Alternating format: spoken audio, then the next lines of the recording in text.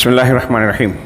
الحمد للہ رب العالمین والصلاة والسلام علی سید المرسلین وعلی آلہ وصحبہ اجمعین ومن تبعہم بإحسان الی یوم الدین۔ اعوذ باللہ من الشیطان الرجیم، بسم اللہ الرحمن الرحیم۔ یحلفون باللہ ما قالوا ولقد قالوا کلمۃ الکفر وکفروا بعد اسلامہم۔ محترم حضرین، کشف الشبہات میں موجودہ دور کے مشرکین کے اس شبہ کا ازالہ کیا جا رہا ہے کہ کفار مکہ اور آج کے یہ مشرکین ایک جیسے نہیں ہیں اس دعوے کے ساتھ کہ وہ قرآن و حدیث کی تکذیب کیا کرتے تھے، بہت سارے دین کے امور کو نہیں مانتے تھے، اور آج کے یہ جو قبر پرست اپنے اور اللہ کے درمیان وسیلہ ماننے والے، سفارشی ماننے والے ہیں، یہ اللہ پر، کتاب پر، قرآن پر، رسول پر ایمان رکھتے ہیں، دوبارہ اٹھائے جانے پر ایمان رکھتے ہیں۔ شیخ محمد بن عبد الوہاب رحمہ اللہ نے اس شبہ کا اب تک 4 جواب دیا، جو ہم نے 4 جواب پڑھا، آگے اور بھی متعدد جوابات دیے ہیں۔ شیخ زید نے شرح کرتے ہوئے اگلے شبہ کا تذکرہ کرنے سے پہلے پچھلی باتوں کا تذکرہ کیا اور کہا کہ محمد بن عبد الوہاب رحمہ اللہ نے اس شبہ پر، جو آج کے مشرکین قبور اور اولیاء پرست کہتے ہیں کہ ہمارے اور کفار کے درمیان جن سے نبی صلی اللہ علیہ وسلم نے جنگ و قتال کیا، جن کو کافر جانا، جان و مال کو حلال سمجھا، ان کے اور ہمارے درمیان کافی فرق ہے، اس لیے کہ ان لوگوں نے قرآن کی تکذیب کی، رسول کو جھٹلایا اور یہ دعوے کیے، الزام تراشیاں کی کہ محمد صلی اللہ علیہ وسلم جادوگر ہیں، کاہن ہیں، شاعر و مجنون ہیں۔ اس کے علاوہ اور بہت سارے ایسے اقوال جو انہوں نے گڑھ رکھے تھے نبی صلی اللہ علیہ وسلم کے حق میں، قرآن کے بارے میں کہ یہ اساطیر الاولین ہے وغیرہ، جبکہ ان کے برخلاف ہم لا الہ الا اللہ محمد رسول اللہ کی گواہی دیتے ہیں، نماز پڑھتے ہیں، روزہ رکھتے ہیں، زکوٰۃ کی ادائیگی کرتے ہیں، دین کے بہت سارے امور کو انجام دیتے ہیں، تو پھر ہمارے اور ان کے درمیان برابری کیسے ہو سکتی ہے؟ چنانچہ شیخ رحمہ اللہ نے بڑے اچھے انداز میں ان کے اس شبہ کا ازالہ کرتے ہوئے جواب دیا کہ ان لوگوں میں اور نبی صلی اللہ علیہ وسلم نے جن کفار سے مقابلہ آرائی کی، ان کے درمیان اور تمہارے درمیان کوئی فرق نہیں ہے، دونوں کے دونوں کفر اور شرک میں یکساں ہوں، کیونکہ جن لوگوں نے اللہ کے اور اپنے درمیان واسطے اور وسیلے بنائے اس عقیدے کے ساتھ کہ یہ واسطے ہمارے لیے مفاد اور فائدے حاصل کر سکتے ہیں، ہم کو مشکلات سے بچا سکتے ہیں، ہماری مرادیں پوری کر سکتے ہیں، ہماری فریاد کو سن سکتے ہیں، اسی طریقے سے جو شخص ان کو دور نزدیک سے پکارتا ہے یہ اس کی پکار کو سنتے ہیں، چاہے یہ عقیدہ رکھے کہ وہ بذات خود اس کی ضرورت کو پورا کرتے ہیں یا واسطہ بن کے اللہ تعالیٰ سے دلاتے ہیں، دونوں صورتوں میں کہہ رہے ہیں کہ یہ اس عقیدے کے ساتھ کہ ہم ان کو پکارتے ہیں اور ہماری ضرورتوں کو یہ اللہ کے جناب میں رکھ کر ہم سے اللہ سے منواتے ہیں، تو وہ کفار مکہ کی طرح ہے، چاہے وہ نماز پڑھتا ہو، روزہ رکھتا ہو، قرآن پر ایمان رکھنے کا دعویٰ کرتا ہو اپنے گمان میں، اور بظاہر وہ نبی صلی اللہ علیہ وسلم کو جھٹلا نہیں رہا ہے، کیونکہ یہ چیز، یہ سارے اعمال اس کے اس شرکیہ عقیدے اور عمل کے ساتھ کوئی فائدہ نہیں دے سکتے۔ وہ اور یہ کھلے طور سے جو کفار و مشرکین ہیں، عرب کے جو کفار و مشرکین تھے، کھلے ان کے اور ان کے درمیان قضیہ شرک اور کفر میں کوئی فرق نہیں ہے، یعنی کافر اور مشرک ہونے میں کوئی فرق نہیں ہے، اور جب کفر اکبر، شرک اکبر ثابت ہو گیا تو ایک انسان بظاہر دین کے کسی بھی چیز کو ماننے کا دعویٰ کرے اور عمل کرے، اس کا وہ دعویٰ اور عمل اللہ کے یہاں قابل قبول نہیں ہوگا، اس لیے کہ شرک کی مختلف شکلیں ہیں۔ آپ تاریخ میں دیکھیں، ہم اہل کتاب کو جانتے ہیں، نصارہ ہیں، یہود ہیں، وہ بہت ساری چیزیں مشرکین اور بت پرستوں کے مقابلے میں دین و شریعت کی مانتے تھے، جو آسمانی کتابوں کی تعلیمات کا حصہ تھی، آج بھی مانتے ہیں، ہم دیکھ رہے ہیں، لیکن ان کے یہاں بھی کفر اور شرک ہے۔ عرب کے کفار و مشرکین میں، ہمارے برادران وطن میں دیکھ رہے ہیں ہم شرک کی، تو شرک کی الگ الگ شکلیں ہیں، شکلیں الگ الگ ہیں، نوعیتیں الگ الگ ہیں، لیکن مشرک اور کافر ہونے میں سب یکساں ہیں۔ ایسے ہی اگر کوئی شخص اپنے آپ کو مسلمان کہہ رہا ہے، قرآن، اللہ کے نبی صلی اللہ علیہ وسلم کو ماننے کا دعویٰ کر رہا ہے، لیکن شرک اکبر کی کوئی شکل اختیار کر رہا ہے، جیسے یہ قبر پرستی، واسطہ اور وسیلہ بنا کر یہ عقیدہ رکھنا جو میں نے تذکرہ کیا، اس عقیدے کے ساتھ اگر کوئی شخص اگر ہے تو وہ کتنا بھی کوئی عمل کر رہا ہے وہ مشرکین کی صف میں ہے۔ شیخ نے اس کا تذکرہ کرتے ہوئے کہا کہ ایسا شخص اور اس کفار مکہ کے درمیان جو اپنے اور اللہ کے درمیان سفارشی مان کر مشرک شرک کا ارتکاب کرتے تھے، دونوں میں کوئی فرق نہیں ہے۔ شیخ محمد عبد الوہاب رحمہ اللہ نے اس سلسلے میں جو جوابات دیے ہیں، شیخ زید نے کہا کہ وہ کتاب و سنت کے بھرپور دلائل سے مرصع ہیں، آراستہ ہیں۔ انہوں نے واقعات کی، ایک طرف کتاب و سنت کی دلیلیں دی، دوسری طرف واقعات کی مثالیں بھی بیان کی، جیسے صحابہ کرام نے بنو حنفیہ سے جو ہے قتال کیا، جنہوں نے مسیلمہ کذاب کو نبی مان لیا، اس لیے کہ محمد رسول اللہ صلی اللہ علیہ وسلم کے بعد کسی کو بھی نبی ماننا یہ اللہ کی کتاب رسول کا انکار ہے۔ اب ایک آدمی اگر کسی کو نبی ماننے کا دعویٰ کر رہا ہے، اللہ کے نبی محمد رسول اللہ صلی اللہ علیہ وسلم کے بعد اس کے اندر نبوت اور وحی کو مان رہا ہے، وہ کافر ہو جائے گا، چاہے نماز روزہ کرتا ہو، اس میں کسی کا اختلاف نہیں ہے۔ اسی لیے ہمارے یہاں قادیانیوں کو تمام مسلمان کافر مانتے ہیں کہ وہ مرزا غلام احمد قادیانی کو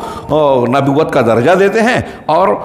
جو ہے ان کو صاحب وحی مانتے ہیں اس کو، لہٰذا وہ اسلام سے خارج ہیں، چاہے وہ قادیانی اپنی عبادت گاہ کو مسجد کہیں، اذان دے میں، نماز پڑھیں، روزہ رکھیں، قرآن کو ماننے کا دعویٰ کریں، حدیثوں کو ماننے کا دعویٰ کریں، لیکن مرزا غلام احمد قادیانی کو جب انہوں نے نبی مانا تو وہ اسلام سے خارج ہے، اس میں کوئی اختلاف نہیں۔ تو شیخ محمد الوہاب نے اس طریقے سے ان کو بتایا کہ ایسا کرنے والا شخص بھی، اگر ایک شخص سب چیزیں مان رہا ہے لیکن اپنے اور اللہ کے درمیان واسطہ وسیلہ مان کر درمیان کے وسیلوں کو پکارتا ہے، یہ عقیدہ رکھتا ہے کہ یہ ہماری حاجت روائی کرتے ہیں، مشکل کشائی کرتے ہیں، مرادیں پوری کرتے ہیں اور ہماری سنتے ہیں، اللہ کے جناب میں پیش کرتے ہیں، ہماری فریاد پوری کرتے ہیں، تو اس کے اور کافروں کے درمیان کوئی فرق نہیں، یہ مال جان عزت و آبرو کے اعتبار سے حلال ہوگا، اسلامی حرمت اسے حاصل نہیں ہوگی۔ وہاں شبہ کہہ رہے ہیں کہ یہ جو شبہات ہیں، یہ جو شبہات جس کا تذکرہ ہو رہا ہے، یہ پہلے بھی تھا، محمد بن عبد الوہاب رحمہ اللہ کے زمانے میں بھی تھا، آج کے زمانے میں بھی ہے، اور خاص طور سے ایسے لوگوں کی زبانوں پر بھی ہے جو علم کے دعوے دار ہیں۔ آپ دیکھیں کہ جو لوگ شرک اور کفر کر رہے ہیں ہمارے زمانے میں، ان کے یہاں بھی بڑے بڑے اصحاب جبہ و دستار ہیں، علامہ، فہامہ، ان کے ناموں کے ساتھ آگے پیچھے القاب لگتے ہیں، جس سے عام آدمی بڑا متاثر اور مرعوب ہو جاتا ہے، امپریس ہو جاتا ہے، اتنے بڑے عالم، اتنی بڑی شخصیت، ایسے اور ویسے۔ اب وہ اپنی بڑی شخصیت کی دھاک بٹھا کر، مظاہرہ کر کے، شوبازی کر کے لوگ عوام کو گمراہ کرتے ہیں، عوام ان کی شخصیت کو دیکھ کر ان کی غلط باتوں کو صحیح تسلیم کر لیتی ہے۔ یہ شبہات اتنے خطرناک ہیں، لہٰذا انسان کو کہنا، شیخ نے کہا کہ یہ جو ایسے بڑے بڑے لوگ ہیں اور اپنے آپ کو مسلمان اہل علم کہتے ہیں، صالحین میں سے ہونے کا دعویٰ کرتے ہیں، صالحین سے محبت کا دعویٰ کرتے ہیں کہ ہم بزرگوں کی عزت اور محبت کرتے ہیں، کہہ رہے ہیں جبکہ یہ اہل شبہ ہیں اور لوگوں کو گمراہ کرنے والے ہیں دنیا کے مادی مفادات کے لیے اور برے عقیدے کو پھیلانے والے ہیں۔ اس کے بعد، اس تمہید کے بعد، شیخ محمد عبد الوہاب کا پانچواں جواب ان کے شبہے کے سلسلے میں، جو قبر پرست، اولیاء پرست اپنے کو کفار مکہ سے الگ مانتے ہیں، ان کا رد کرتے ہوئے پانچواں جواب دے رہے ہیں کہ وَيُقَالُ أَيْضًا، ان سے یہ بھی کہا جائے گا کہ بنو عبید القداح الذین ملکوا المغرب ومصر فی زمان بنی العباس کلہم یشہدون اللہ الہ الا اللہ وان محمد رسول اللہ۔ شیخ نے مثال دی تاریخ سے کہ بنو عبید بن القداح جو ملک مغرب اور مصر کے مالک ہوئے، یعنی قابض ہوئے، اس پر ان کی حکومت قائم ہوئی، ہاں، بنو العباس کے زمانے میں، یہ جو تھے یہ سب کے سب لا الہ الا اللہ اور محمد رسول اللہ صلی اللہ علیہ وسلم، ان دونوں کی گواہی دیتے تھے، اسلام کا یدعون الاسلام، اپنے آپ کو مسلمان ہونے کا دعویٰ کرتے تھے، وَيُصَلُّونَ الْجُمْعَةَ وَالْجَمَاعَةَ، اور جمعہ اور جماعت کا اہتمام کرتے تھے، یعنی ان کے یہاں مسجدیں تھیں، اذانیں دی جاتی تھی، جمعہ کی نماز قائم ہوتی تھی، جماعت قائم ہوتی تھی، تو گویا یہ اسلام کے آثار اور علامتیں ان کے یہاں کھلے طور سے موجود تھی۔ فلما اظہروا مخالفت الشریعہ فی اشیاء دون ما نحن فیہ، لیکن جب انہوں نے ہمارے دین کو، جو ہم جس کو اختیار کرتے ہیں قرآن و حدیث کا، جو عقائد مسلمات ہیں، ان کی مخالفت ان سے ظاہر ہوئی، شریعت کے امور میں کچھ مخالفتیں انہوں نے ظاہر کی ان چیزوں میں جو ہم مانتے ہیں. تو شیخ نے کہا اجمع العلماء علی کفرہم و قتالہم، تو تمام علماء نے ان کے کافر ہونے اور ان سے قتال کرنے پر اجماع کیا، اس میں کسی نے اختلاف نہیں کیا. اور اس بات پر بھی اتفاق کیا علماء نے کہ ان بلادہم بلاد حرب، کہ ان کا ملک حربی ملک ہے، یعنی دارالحرب اور دارالاسلام. دارالحرب وہ ملک جس سے مسلمانوں کے اور ان کے درمیان جنگ کی حالت ہو. اس پر فقہی اعتبار سے لوگوں نے بہت بحث کی، خاص طور سے موجودہ حالات میں، کہ کس ملک کو دارالحرب اور کس ملک کو دارالاسلام قرار دیا جائے گا. ایسے ملک میں جہاں کچھ چیزیں اسلام کی اجازت ہے، کچھ چیزوں پر اجازت نہیں ہے، کفر کو غلبہ ہے یا کافر حکومتیں ہیں یا ملی جولی باتیں ہیں، سیکولرزم اور علمانیت وغیرہ ہے، تو اس کو ہم کیا کہیں گے. اس میں بڑے اقوال ہیں، میں فی الحال اسے نہیں چھیڑتا، اس میں کچھ دقت کی اور گہرائی کی باتیں، فقہی باتیں آ جائے گی. لہٰذا اس سے قطع نظر یہاں اس موضوع پر کہ اہل علم نے اس بات پر اتفاق کیا کہ جو بنو عبید کے لوگ ہیں ان کا ملک مسلمانوں سے جنگ کی حالت میں ہے،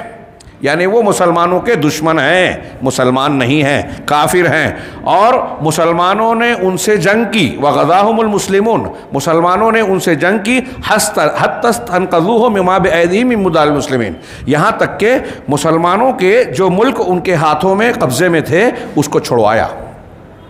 اسے واپس حاصل کیا. یہ شیخ محمد بن عبد الوہاب رحمہ اللہ کی عبارت ہے. ہاں، بنو عبید القداح یہ وہی ہیں جن کو فاطمیین کہا جاتا ہے، اور بعد میں ان کو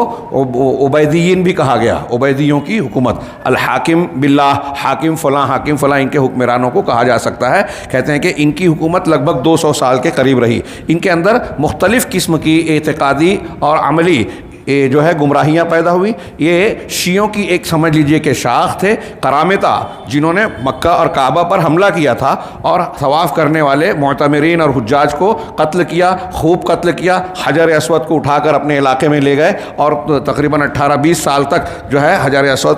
کعبۃ اللہ میں نہیں رہا. یہ قرامطہ تھے. قرامطہ اور ان کے درمیان بڑی معاونت اور قربت تھی. بعد میں ان کے درمیان بھی اختلاف ہو گیا. یہ حاکم عبید اللہ، الحاکم عبید اللہ کو بعد میں ان کا جو گروہ پیدا ہوا، انہوں نے کہا کہ ان کے اندر اللہ تبارک و تعالیٰ نے حلول کر لیا. عبیدیین کہلاتے ہیں یہ. تو یہ آگے چل کے ہوا. ان کے ہاں اور بھی کچھ انحرافات تھے، جیسے ان کے ہاں شریعت کے احکامات جو قرآن و حدیث کے صریح خلاف اختیار کیے گئے. اس میں ایک مثال اہل علم نے بیان کی کہ 2 بہنوں کو اکٹھا زوجیت میں نکاح میں رکھا جا سکتا ہے. انہوں نے یہ فتویٰ دیا اور اس پر عمل کیا. اس طرح کی اور بھی انحرافات تھے. عقائد میں انحرافات تھے. قرآن کے ظاہر کے ساتھ باطن کی کا دعویٰ کرتے تھے کہ اس کا باطنی معنی ہے، اور پھر اس میں مختلف قسم کی دوسری ایسی تعویلات فاسدہ رقیقہ کرتے جو قرآن و حدیث کے بالکل خلاف ہوتی. یہ حقیقت میں اسلام دشمن فکر کا نتیجہ تھا. باطنیہ کا ایک مستقل طبقہ ہے جس کے مختلف گروہ ہیں. انہوں نے سازش کر کے اسلام اور مسلمانوں کو بھٹکانے کے لیے، خاص طور سے عوام کو دھوکہ دینے کے لیے یہ دعوے کیے کہ قرآن کا کچھ ظاہری معنی جو ہے اس سے ہٹ کر باطنی معنی ہے، اور باطنی معنی ہمارے امام جو کہ اہل بیت سے تعلق رکھتا ہے ان سے مروی ہوتی ہے، وہی بات وہی تفسیر قابل قبول ہوتی ہے. ان لوگوں نے دعویٰ کیا کہ حضرت فاطمہ رضی اللہ تعالی عنہا کے نسب سے ہیں، لیکن ہر زمانے کے علماء نے اس پر شدید رد کیا اور بیان کیا کہ یہ ان کا جو نسب کا تعلق ہے، جو کہتے ہیں کہ ہم بنو فاطمہ یا فاطمیین ہیں، یہ بالکل جھوٹ ہے.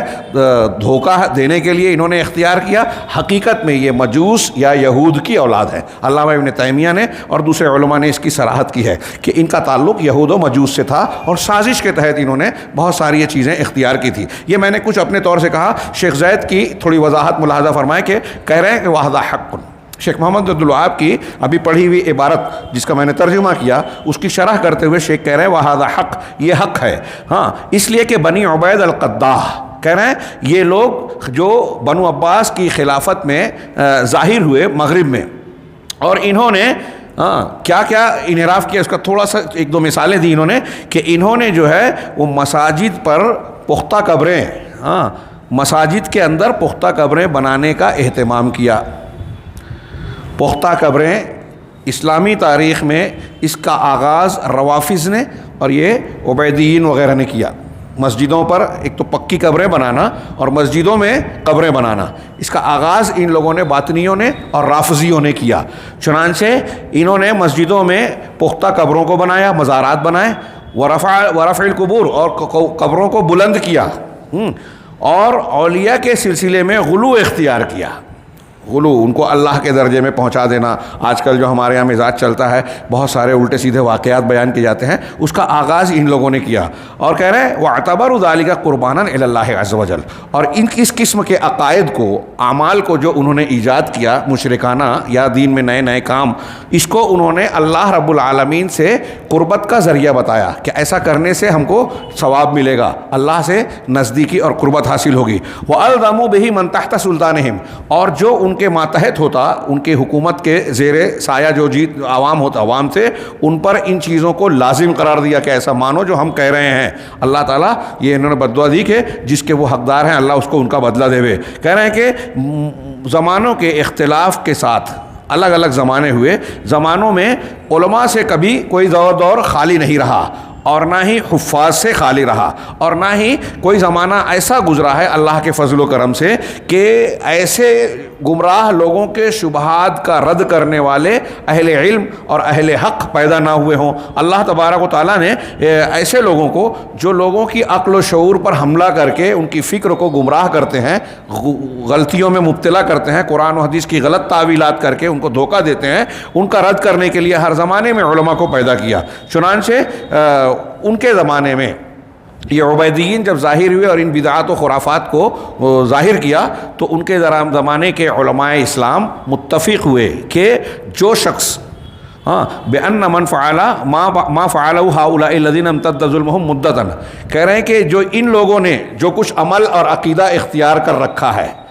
شیخ نے درمیان میں کہا کہ ان کے ظلم کی مدت تقریباً 200 سال تک رہی، 2 صدی تک، کہ ان لوگوں نے جو کچھ اختیار کیا ہے، اور یہ لوگوں کو بت پرستی کے ساتھ گمراہ کرتے ہیں، اور یہ ان کو اسلام کے عقیدے سے نکال کر بت پرستوں کے عقیدے کی طرف لے جا رہے ہیں۔ اس چیزوں کا ذکر کر کے علماء نے ان کے کافر ہونے پر اجماع کیا اور ان سے قتال کو فرض قرار دیا کہ ان کا رد ہونا چاہیے، اور جہاں طاقت و قوت ہو ان کی طاقت کو ختم کرنا چاہیے۔ حالانکہ وہ جمعہ پڑھتے تھے، جماعت کا اہتمام کرتے تھے، روزہ رکھتے تھے، اور شہادتین کی گواہی دیتے تھے، اشہد ان لا الہ الا اللہ و اشہد ان محمد رسول اللہ کہتے تھے، لیکن انہوں نے ابتداءً من الاصل الاصیل، جو شریعت کی جو بنیادیں ہیں اس میں انہوں نے اللہ کی شریعت کی مخالفت کی۔ اصل اصیل میں وہ کیا اصل اصیل ہے؟ وہ ہے اللہ کی عبادت، یعنی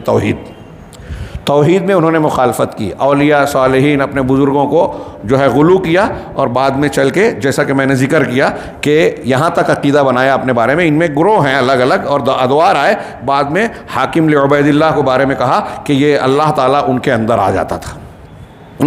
واتجہوا بعبادت، اور اپنی عبادتوں کا رخ انہوں نے قبروں اور مزارات کی طرف کیا، ایسی قبروں جس کے مدفون لوگوں کے بارے میں ان کا یہ دعویٰ اور لوگوں کے سامنے یہ بیان رہتا تھا کہ یہ اللہ کے اولیاء ہیں، بڑے نیک اور پہنچے ہوئے ہیں، بہت بڑے، جیسے آج کل ہوتا ہے کہ اس دعوے سے کہ یہ اس قبر میں یا فلاں قبر میں مدفون شخصیت یا فلاں اور فلاں شخصیت بڑی پہنچی ہوئی شخصیت تھی، ان کی ایسی ایسی کرامت تھی، اور ان کے یہ تھے اور وہ تھے، ان دعووں کے ساتھ ان کی طرف ان رخ کرتے، عبادت کرتے، ان کو پکارتے۔ والذین فی عہد، اب یہ شیخ نے بتایا جو اصل ہمارا موضوع اور اس کا جواب ہے، وہ یہی کہ آپ غور کیجئے کہ یہ بنو عبید بن عبید القداح جو لوگ تھے، یہ اپنے آپ کو مسلمان کہتے تھے، کلمہ پڑھتے تھے، نماز قائم کرتے تھے، جمعہ اور جماعت کا اہتمام کرتے تھے، بظاہر دین کے بہت سارے امور کو اختیار کیا، لیکن اہل سنت والجماعت کے علماء اسلامیین، معتبر علماء نے سب نے متفقہ طور پر ان کو کافر قرار دیا۔ اور آج بھی ان کے بیان کردہ اختیار کردہ عقیدے کے تعلق سے کسی بھی عالم دین سے، معتبر عالم سے پوچھئے جو دینی عقیدے کو، اس قرآن و حدیث کو جانتا ہے، تو وہ یہی کہے گا کہ ایسے عقائد صراحتاً کفر ہیں۔ غور کریں، وہ لوگ جو قبر پرستی کرتے ہیں، وسیلے اور واسطے کا عقیدہ رکھتے ہیں۔ میں نے اس سے پہلے ایک مرتبہ سوال کیا تھا کہ وہ یہ ساری باتیں چھوڑ کر ایک موٹا سا سوال کہ کفار مکہ کے عمل کو قرآن نے بتایا کہ جب وہ اپنے بزرگوں کو یا جن لوگوں کو انہوں نے پوجا پاٹ کے لیے مقرر کیا تھا، لات و منات کو، ان کو اپنے اور اللہ کے درمیان واسطہ بنا رہے ہیں۔ قرآن نے اس کا رد کیا۔ تو قرآن نے ان کا کفار مکہ کا رد کیا کہ آپ واسطہ بنا رہے ہو شخصیات کو، ہاں یہ شرک ہے، اس عقیدے کے ساتھ کہ یہ واسطے اور وسیلے ہم کو اللہ سے قریب کریں گے، ہم گنہگار ہیں، یہ پہنچے ہوئے ہیں، ہماری دعا قبول نہیں ہوگی، ان کی ہوگی۔ اس قسم کے دعووں کے ساتھ جب یہ کفار مکہ نے اس کو اختیار کیا تو قرآن نے اس کا رد کیا، شرک کیا، شرک کہا۔ اب یہ سارے دلائل ہٹا دیجئے، آج ہمارا سوال ہے ان قبر کی پرستش کرنے والوں سے، وہ غور کریں، ٹھنڈے دل سے غور کریں کہ یہی عمل اگر آپ کر رہے ہیں اور آپ یہ کہہ رہے ہیں کہ ہم کر رہے ہیں تو ہم نماز روزہ قرآن کو مان رہے ہیں، رسول کو مان رہے ہیں، تو آپ کا ان چیزوں کو ماننے کے بعد یہ عمل اختیار کرنا جائز ہو جائے گا کیا؟ کفار مکہ اس لیے غلط تھے کہ اللہ کے رسول کو نہیں مان رہے، قرآن کو نہیں مان رہے، آخرت کو نہیں مان رہے، نماز نہیں پڑھ رہے، روزہ نہیں رکھ رہے ہیں، پھر بھی اللہ نے ان کے اس عمل کو غلط کہا، شرک کہا۔ تو اب قرآن و حدیث کو ماننے کا دعویٰ کرنے کے بعد کوئی آدمی شرکیہ عمل کرے گا تو وہ شرک جو ہے اسلام بن جائے گا۔ قرآن شرک کہہ رہا ہے، یہ تو کلیئر ہے نا، اس میں تو شبہ نہیں ہے نا۔ اب سوال یہ ہے کہ آپ وہی عمل کر رہے ہو جو کفار مکہ کر رہے ہیں، اور ساتھ میں اپنے اور ان کے درمیان فرق یہ بتا رہے ہو کہ ہم نماز پڑھتے وہ نہیں پڑھتے، ہم قرآن مانتے وہ نہیں مانتے، ہم یہ مانتے وہ نہیں مانتے۔ چلو ٹھیک ہے، تھوڑی دیر کے لیے مان بھی لیا جائے، یہ کتاب سے ہٹ کے میں اپنے طور سے کہہ رہا ہوں، تھوڑی دیر کے لیے مان لیجئے کہ آپ کی بات میں یہ صحت ہے کہ بھائی ان کے اور آپ کے رویے میں فرق ہے، بالکل ٹھیک ہے، لیکن ان کے جس عمل کو کفر اور شرک کہا اللہ نے، اگر وہی عمل آپ نے کفر اور شرک کا اختیار کیا تو وہ کافر ہیں، آپ کافر نہیں ہیں، وہ مشرک ہے، آپ مشرک نہیں ہیں، یہ کیسے کہا؟ ابھی ہم بار بار پڑھ رہے ہیں تاریخی مثال میں، ہم آپ سے سوال کرتے ہیں کہ ایک آدمی دین کی ساری چیزوں کو مانتا ہے اور اس کے بعد یہ کہتا ہے کہ میں مرزا غلام احمد قادیانی کو نبی ماننے لگا، اگر وہ ایسا کہے تو آپ کا یا پوری دنیا کے مسلمانوں کا فتویٰ کیا ہے کہ وہ کافر ہے؟ تو اب کیا آپ وہاں یہ بولیں گے کہ ارے وہ قرآن مانتا ہے،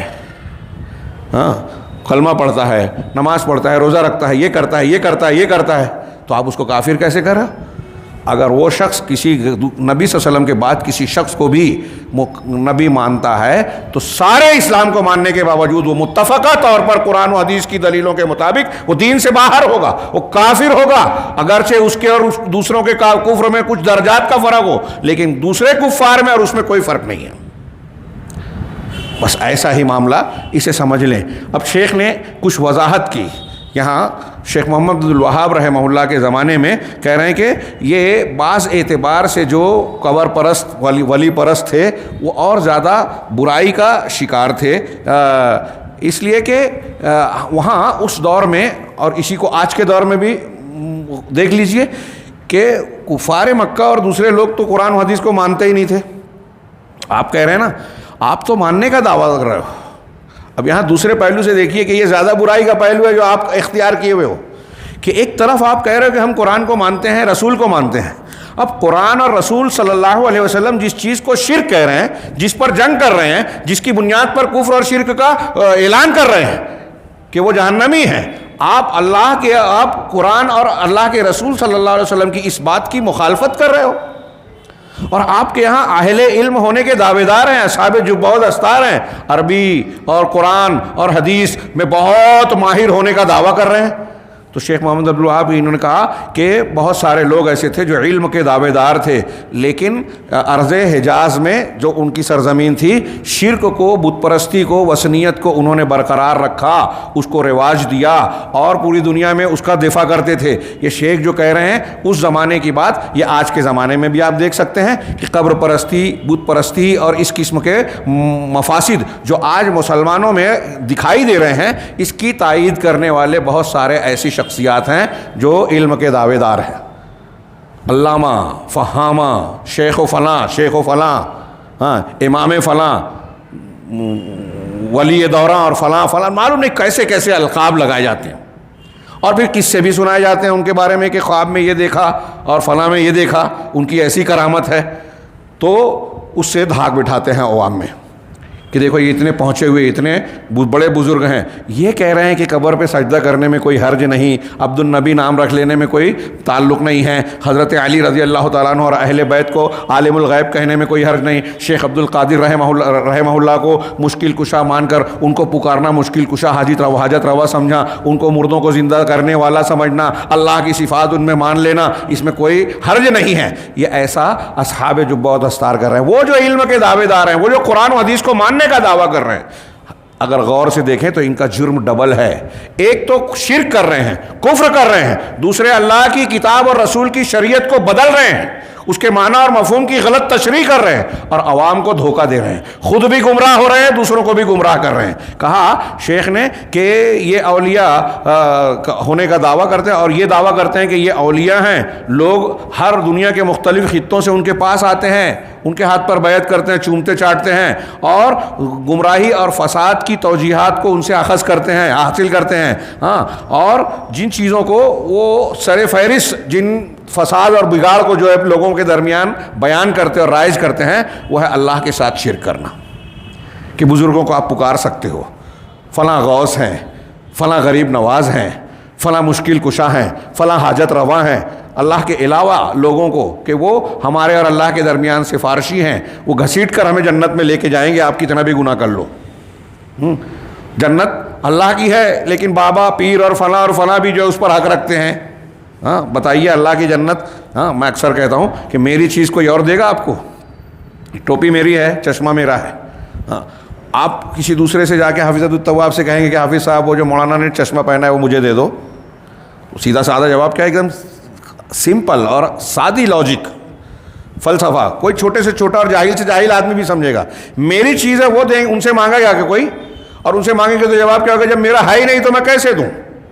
جنت اللہ کی، کائنات اللہ کی۔ اللہ تعالیٰ قرآن میں بار بار کہتا ہے کہ آسمان و زمین کی ساری چیزوں کا مالک صرف اللہ ہے، ذرہ برابر بھی کائنات کا کوئی دوسرا مالک ہے ہی نہیں، بلکہ کھجور کی گٹلی کا ایک چھلکا بھی جو ہے، جن کو لوگ دنیا میں اللہ کے علاوہ پوج رہے ہیں، وہ اس چھلکے کے بھی مالک نہیں ہے، اختیار نہیں رکھتے۔ جب وہ اختیار نہیں رکھتے تو وہ آپ کو دے کیسے سکتے ہیں؟ کتنی صاف بات ہے، لیکن لوگوں کی سمجھ میں نہیں آتی۔ اور شیخ وہی کہہ رہے ہیں کہ ایسے جو پیروں کو، مشائخ کو لوگوں نے اپنا مرجع، مصدر اور اپنا قبلہ اور کعبہ کہتے ہیں بنا رکھا ہے، ان کا کیا حال ہے؟ ہاں کہ وہ سب سے پہلے لوگوں کو شرک کی تعلیم دیتے ہیں اور اولیاء کے سلسلے میں غلو کو خوبصورت بنا کر پیش کرتے ہیں۔ ارے وہ اتنے بڑے بزرگ تھے، ایسے تھے، ویسے تھے، اس غلو کرتے ہوئے وہ بزرگوں کو اللہ سے ملا دیتے ہیں اور اس کو ان کی شان بتاتے ہیں۔ ابھی ہم نے سنا مالیگاؤں میں ایک جاہل علامہ جاہل ہے، جاہل لوگ علامہ سمجھ رہے ہیں، وہ کہہ رہا ہے کہ شیخ عبد القادر جیلانی کی شان یہ ہے کہ اگر سارے سمندر روشنائی بن جائیں، ہاں، اور سارے درخت قلم، تو روشنائی قلم گھس جائیں، روشنائی ختم ہو جائے، ان کی تعریف ختم نہیں ہوگی، نعوذ باللہ من ذالک۔ اس کو سننے کے بعد بھی کوئی اس کو عالم سمجھے تو وہ سننے والا، ماننے والا بھی جاہل ہے، کافر ہے، علل اعلان کہہ رہا ہوں۔ اور ایسی باتیں بکواس روز لوگ سن رہے ہیں، لوگ بیان کر رہے ہیں۔ اللہ تبارک و تعالیٰ کی رحمت ہے کہ اتنی بڑی بڑی گستاخیوں کے باوجود ہم کو چھوٹ دیتا ہے، فوراً عذاب نہیں آتا۔ یہ اللہ کی شان میں انتہائی بھیانک قسم کی گستاخی ہے اور ہر شرک گستاخی ہے۔ اور یہ شبہات جس کا ہم ازالہ کر رہے ہیں، انہی شبہات کی بنیاد پر یہ شرک کی دکانیں چل رہی ہیں، اسی کا ازالہ کر رہے ہیں شیخ۔ یہاں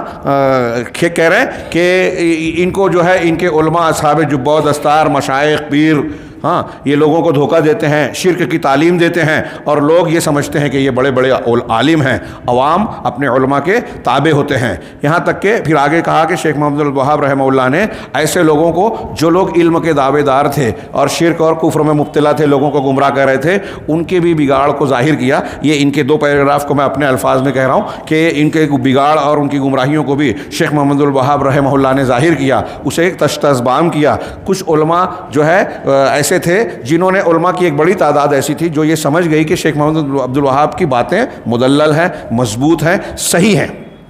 ہاں، لیکن ان میں ایک طبقہ ایسا رہا کہ اگر آج ہم نے قبول کر لیا کہ ہاں شیخ محمد عبد الوہاب جو کہہ رہے ہیں وہ صحیح ہے، تو پبلک ہمیں جو ہے گھیر لے گی اور کہے گی کہ اتنے سالوں تک آپ نے ہم کو گمراہ کیوں کیا؟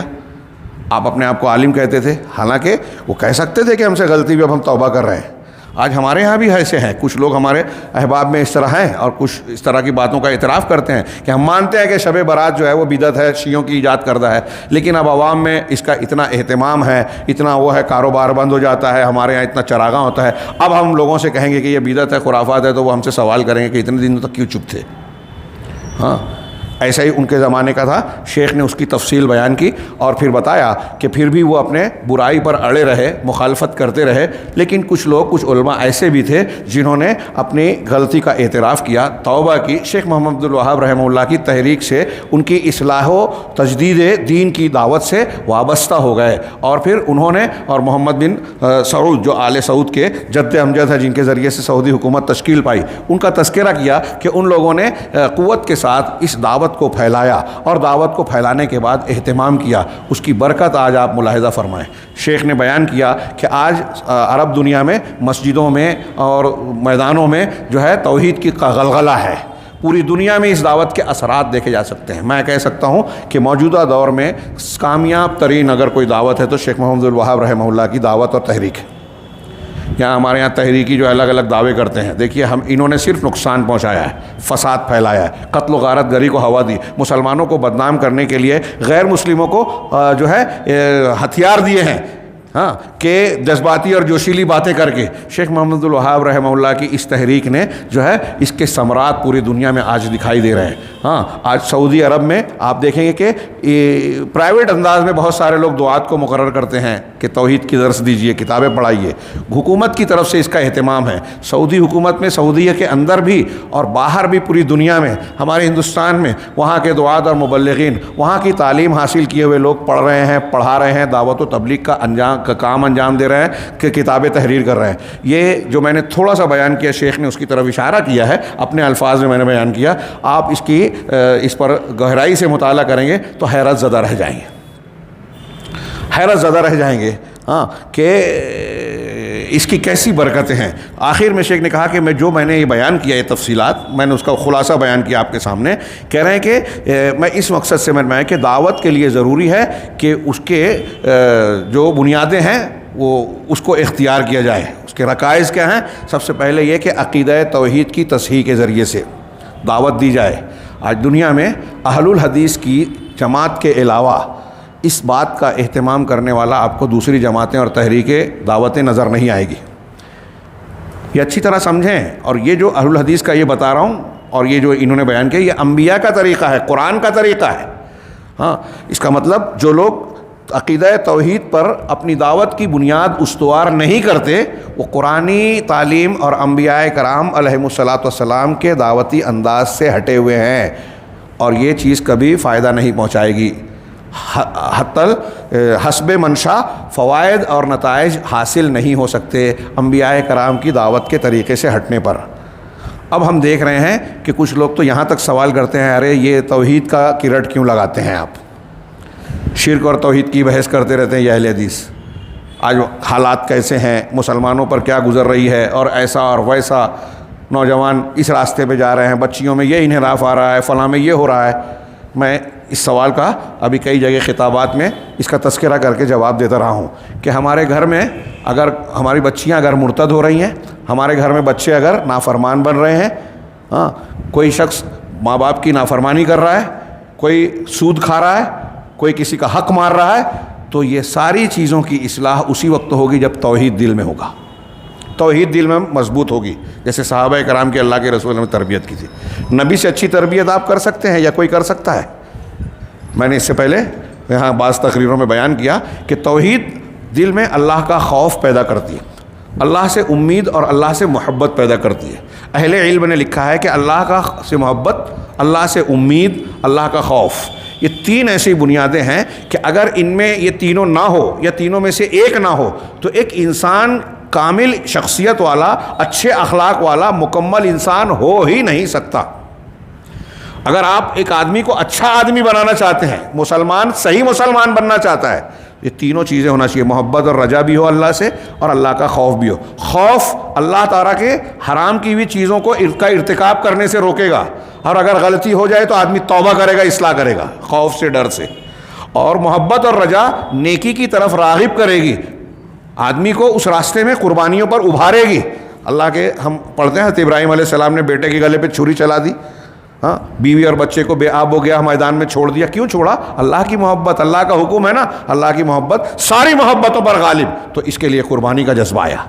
تو محبت اور رجا نیکی کرواتی ہے, خوف برائی سے روکتا ہے. اس طریقے سے آدمی کامل شخصیت بنتا ہے. اگر صرف خوف ہو تو نا امید ہو جائے گا آدمی, صرف محبت اور امید ہو تو انسان جو ہے برائی پر جری ہو جائے گا, کہہ رہے میں کچھ بھی کر لوں, میں تو اہل حدیث ہوں, مسلمان ہوں, جنت میں تو جاؤں گا ہی جاؤں گا. دونوں انسان کے لیے کفر کا اور گمراہی کا سبب بن سکتی ہے کہ آدمی کے اندر خوف ہی خوف ہو, محبت اور امید نہ ہو, اور محبت اور امید ہو, خوف نہ, یہ غالب آ جائے, خوف نہ ہو. دونوں گمراہی, دونوں کفر ہے. یہ اپنے مقام پر ہم بیان کرتے ہیں. میں عرض یہ کرنا چاہتا ہوں کہ توحید کی بنیاد پر ہی ایک انسان کی اصلاح اور اس کی صحیح ڈھنگ سے جو ہے شخصیت کی تعمیر ہو سکتی ہے. تو شیخ کہہ رہے ہیں کہ عقیدے اصلاح اور دعوت کا کام صحیح عقیدے, توحید کے عقیدے کی تصحیح سے ہونا چاہیے. شروعات تمام انبیاء کا یہی طریقہ تھا. ہاں, اب کوئی کتنا بھی بڑا بزرگ ہو, مولانا فلاں ہو, علامہ فلاں ہو, ہاں, حسن البنا, سید قطب, فلاں بزرگ, فلاں بابا, فلاں پیر صاحب, اگر ان کی دعوت توحید پر مبنی نہیں ہے, کچھ لوگ کہتے ہیں, ہاں, جیسے اب تحریکی کہتے ہیں کہ ہماری بھی تو دعوت توحید پر ہے, اسلامی حکومت قائم ہو, تو آپ حکومت میں توحید کو مان رہے ہیں, توحید حاکمیت بول رہے ہو. یہ توحید لا الہ الا اللہ کی پوری ترجمانی نہیں ہے, غلط تعبیر ہے. اور اس غلط تعبیر کی بنیاد پر جو عمارت پوری دین کی تشریح کی کھڑی کی گئی, اس نے کچھ کا کچھ بنا دیا دین کے معنی اور مفہوم کو, ہاں, اور اہم کو غیر اہم بنا دیا اور غیر اہم کو اہم بنا دیا. جو مقصود تھا, ہاں, اس کو وسیلہ بنا دیا, اور جو وسیلہ تھا اس کو مقصود بنا دیا. یہ تفصیلات ہم بیان کرتے رہتے ہیں. اسی طریقے سے یہ کہ دعوت کا کام جو ہے وہ حکمت, بصیرت اور خیرخواہی اور صبر کے ساتھ ہونا چاہیے. اس میں حلم و بردباری ہونی چاہیے, اخلاص و للہیت ہونی چاہیے. آج ہمارے ہاں لوگ دین کا کام کر کے دشمنیاں بھی نکالتے ہیں تو کہتے ہیں کہ میں دین کی خدمت کر رہا ہوں. ہاں, ایک آدمی کسی کی مخالفت کرتا ہے ہماری جماعتوں میں, اس میں, اور کیڑے نکالتا ہے, لیکن مظاہرہ یہ رہتا ہے کہ میں قرآن و حدیث کی فلاں حکم پر عمل کر رہا ہوں. اللہ نیتوں کو بہتر جانتا ہے. دعوت اور اصلاح کے کام میں اخلاص ہونا چاہیے. آج یہاں ہم دیکھتے ہیں کہ جماعتوں میں اس میں دیکھیں تو ہر شخص کو شکایت ہے اس سے, دوسروں سے. ہاں, آپ جس سے بھی بات کریں دوسروں سے شکایت ہے, کچھ نہ کچھ مسئلہ ہے. آپ جائیں تو کوئی ایک مسئلے کا تذکرہ کیجئے جماعتی, دینی, تو دفتر کھل جائے گا دوسروں کے بارے میں کہ فلاں ایسا, فلاں ویسا, اس کا یہ. میں ایسا مانتا ہوں, یہ جو ان تعلیمات کے ضمن میں بیان کر رہا ہوں کہ یہ جو ہمارا مزاج بنا ہوا ہے, یہ اس بات کی دلیل ہے کہ ہمارے اندر اخلاص اور للہیت کی بڑی شدید کمی ہے. اللہ کے لیے کام کیجیے, اللہ تبارک و تعالیٰ کے لیے جینا مرنا سیکھیے. فلاں اور فلاں کا جائزہ لینا آپ کا, ہمارا کام نہیں ہے.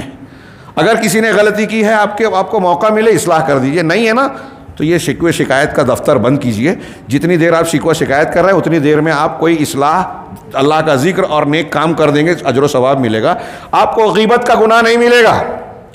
اور یہ جو مخالفتیں آپ کر رہے ہیں, اس سے پتہ چل رہا ہے کہ آپ اپنے نفس کی تسکین کر رہے ہیں, دین کی خدمت نہیں انجام دے رہے ہیں. کافی اہم بات ہے,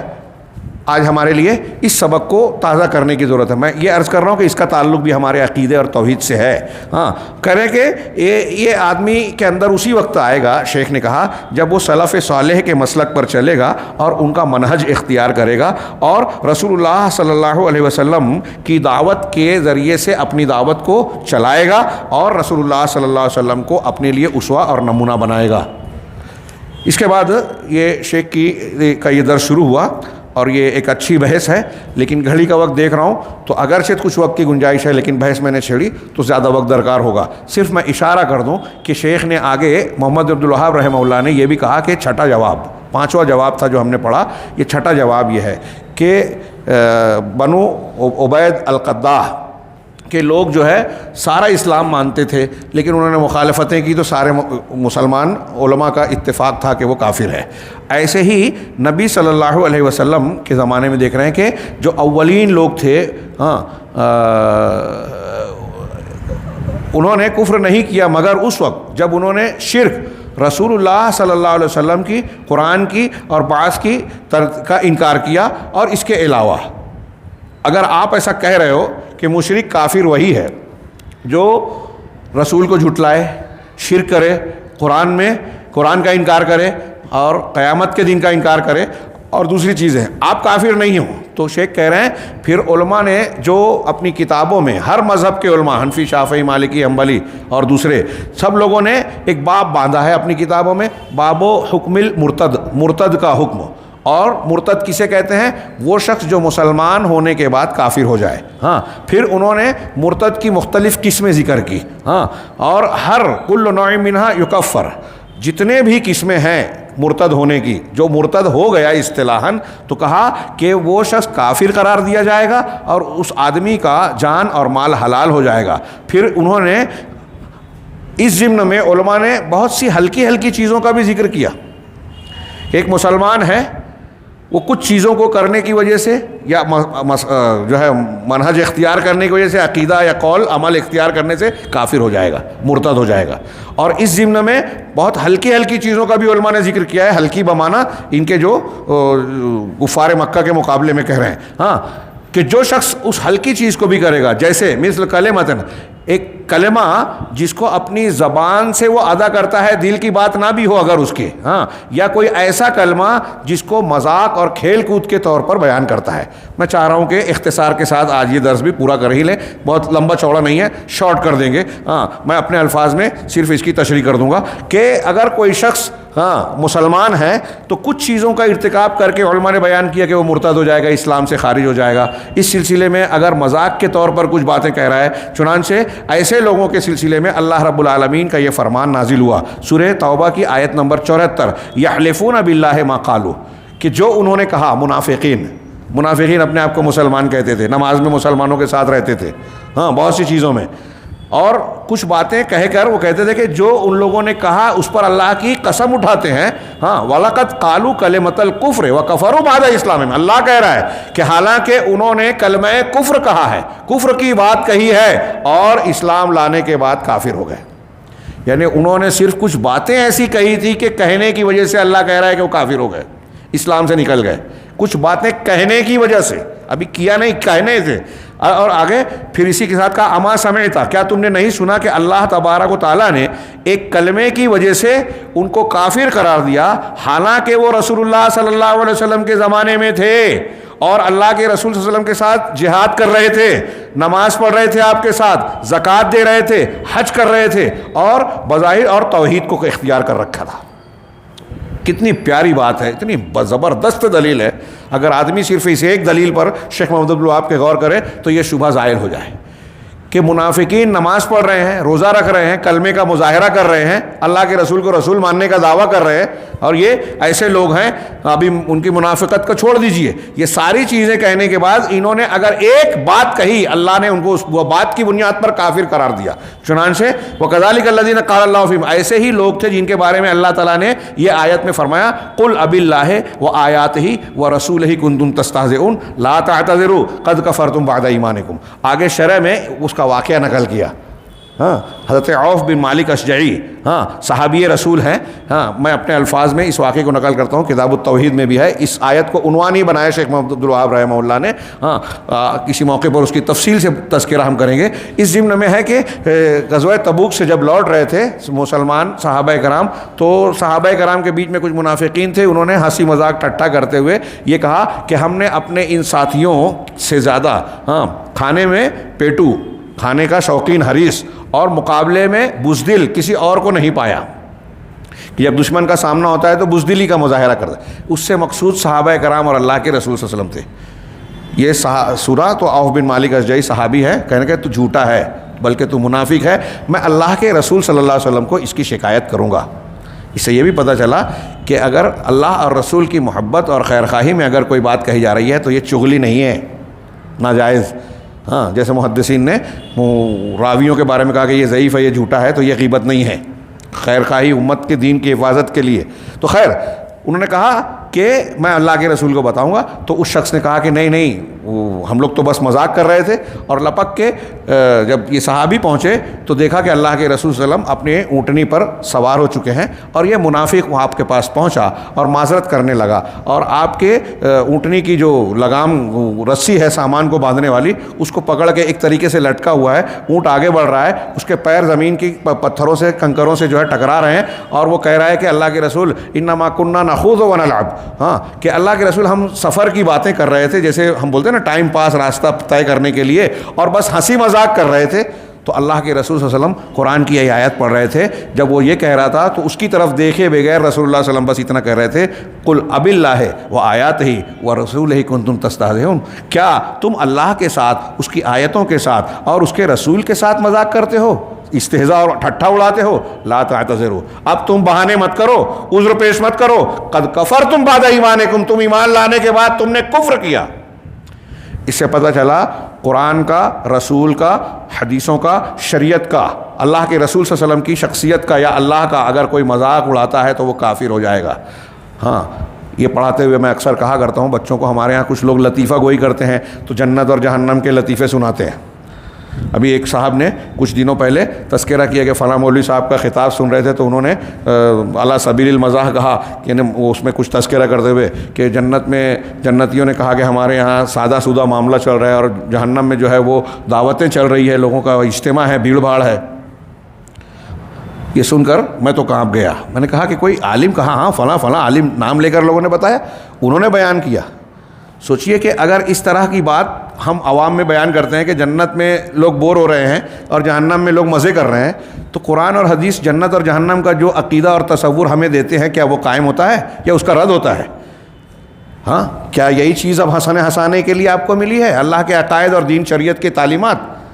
یہ کوئی معمولی اور چھوٹا گناہ نہیں ہے. قرآن کی اس آیت میں دیکھیے اللہ تعالیٰ کہہ رہا ہے کہ اللہ کے ساتھ, رسول کے ساتھ, ہاں اس کی آیتوں کے ساتھ اور رسول کے ساتھ تم مذاق اڑا رہے ہو, مذاق کر رہے ہو, استہزاء کر رہے ہو, اب تم بہانے مت کرو, تم کافر ہو چکے. یعنی جو شخص ان کا مذاق اڑائے کافر. یہاں محمد بن عبد الوہاب رحمہ اللہ کیا کہہ رہے ہیں, دیکھیے کہہ رہے ہیں آگے, فہؤلاء الذین صرح اللہ فیہم انہم کفروا بعد ایمانہم, یہ وہ لوگ ہیں کہ اللہ تعالیٰ نے ان کے بارے میں وضاحت اور صراحت سے بیان کر دیا کہ وہ ایمان لانے کے بعد کافر ہو گئے. وہم مع رسول اللہ صلی اللہ علیہ وسلم فی غزوۃ, جبکہ وہ اللہ کے رسول صلی اللہ علیہ وسلم کے ساتھ غزوہ تبوک میں موجود تھے. غزوہ تبوک میں جنگ میں شریک ہوئے آپ کے ساتھ, وہاں سے لوٹ رہے تھے. ان کو کہا قالوا کلمتاً, انہوں نے ایک بات کہی, ذکروا انہم قالوها علی وجہ المزاح, اور بیان کیا انہوں نے کہ یہ بات انہوں نے مذاق کے طور پر کہی تھی.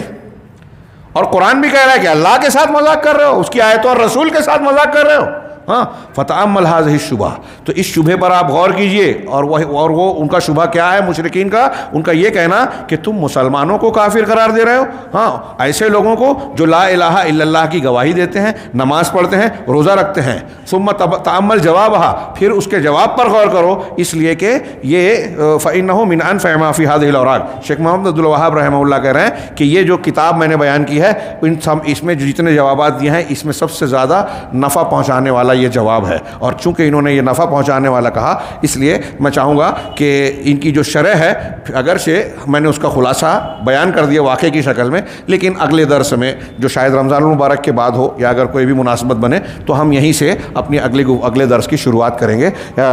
ہم غور کر سکتے ہیں کہ اللہ تبارک و تعالیٰ نے کچھ لوگوں کو صرف ایک بات کہنے کی وجہ سے کافر قرار دیا, تو آپ تو جو ہے اللہ کے اور اپنے درمیان وسیلہ بنا کے شرکیہ اور کفریہ عقیدہ اختیار کر رہے ہو, عمل اختیار کر رہے ہو, جو مکہ والوں کا عمل تھا. اور مکہ والوں کے قوم نوح کے اس عمل کو جب قرآن نے کفر کہا ہے تو تمہارا یہ عمل اسلام کا حصہ کیسے ہو جائے گا؟ اللہ تعالی ہمیں صحیح عقیدے کی فہم عطا فرمائے, اسے اختیار کر کے اسی پر ہم کو قائم رکھے اور اسی پر موت دے, تاکہ اس کے ذریعے سے ہم دنیا اور آخرت میں کامیابی سے ہمکنار ہوں. وآخر دعوانا ان الحمد للہ رب العالمین وصلی اللہ علی نبینا محمد.